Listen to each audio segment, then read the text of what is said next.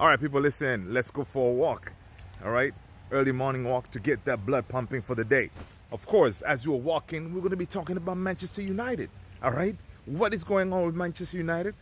Whose idea was it to keep Ten Hag anyway? Okay, in case you're wondering, whose idea was it? Okay, because Ineos had a chance. After that FA Cup win, they had a chance to sack this guy. People are calling him to be sacked, but whose idea was it to keep him? There you have it, people. So listen, the choice to keeping Ten Hag in this summer was driven by Sir Jim Ratcliffe and Sir David Brailsford, okay? Because Ashworth, Berrada, they were not yet part of the team, so they really did not have much input, quote unquote, because they were on that gardening leave and all that stuff, right? So that being the case now, they are tasked with, sticking with the man or sacking him, okay, based on the results. And people already, everybody's saying, hey, this man has to go. I don't know what about you guys. Let me hear from you guys. Do you want Ten Hag to go or stay? All right. I don't know. I don't think there's a lot of us out there that still think this guy has a chance. I don't know, man. I'm right there, very close to that he needs to go. Well, okay, I'm there, man. I think we need a change. Now I know we need a change, but it brings let me bring you guys back to this. You see this here? There was a point.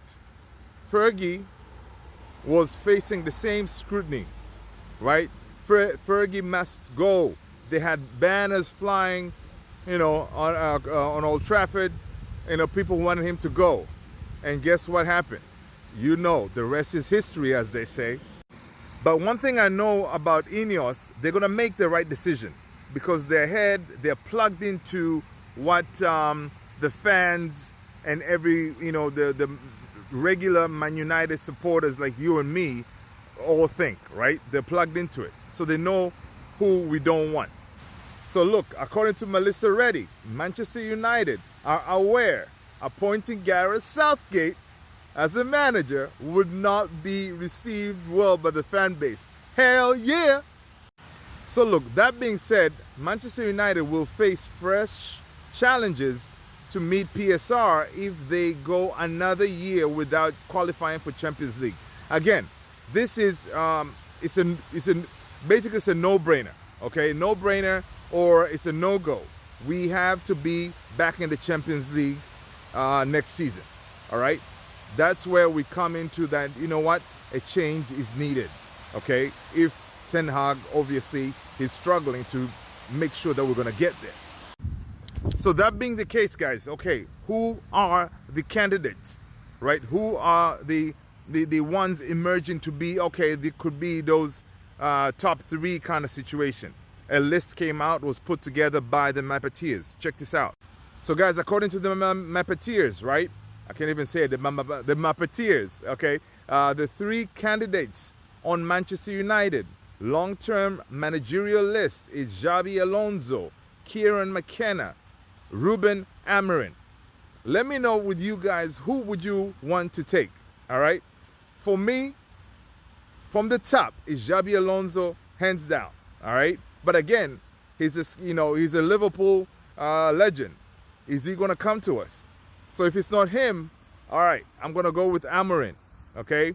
You guys let me know who is your favorite you think should be taking over for Ten Hag, because listen, I think a change is going to happen in the interim.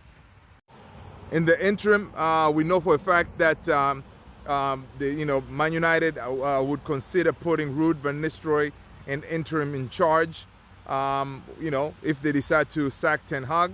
So in the interim, of course, Ruud van Nistelrooy is going to take over. But again, I don't want Ruud van Nistelrooy to take the job permanently, all right?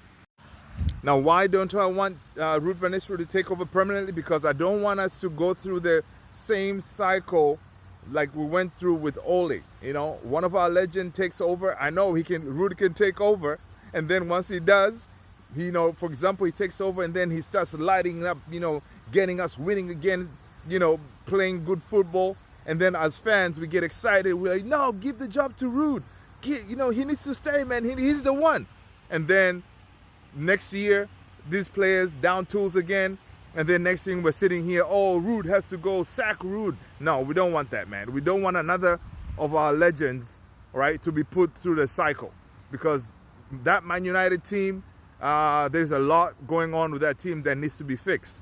And Dan Ashworth is working to get to the bottom of it, to diagnose what is our issue, all right? Is it, because it's not just the players, it's not just the managers who have come, because we've had all the big names, Mourinho, Van Gaal, Ole, Rangnick, everybody failed. So there's something, the underlying issue with our team. And that's something that Dan Ashworth, Barada, everybody, they have to work on it to try to figure out what's going on, because we cannot be chewing, going through managers every so often. It's not acceptable, right? So I don't want Ruud van Nistelrooy to be another victim of that. So give Ruud van Nistelrooy interim until we get that permanent manager, and then Ruud van Nistelrooy can either stay with the team as an assistant coach, right? I'm cool with that, but we need a permanent manager, right? And the three candidates, to me, they're good. McKenna, I don't think is ready for the job. I think the job is too big for him, right?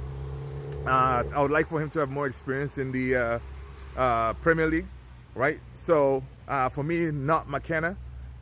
Obviously, he has a good pedigree. He is very good. He's a good tactician, but I don't think he's ready for the Manchester United job. I like Simone Inzaghi, right? That's another one that, personally, I wouldn't mind. You guys let me know what you think.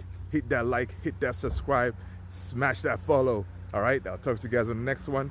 Get up, walk, get some exercise, that we can see Manchester United win the Premier League or the Champions League soon or later.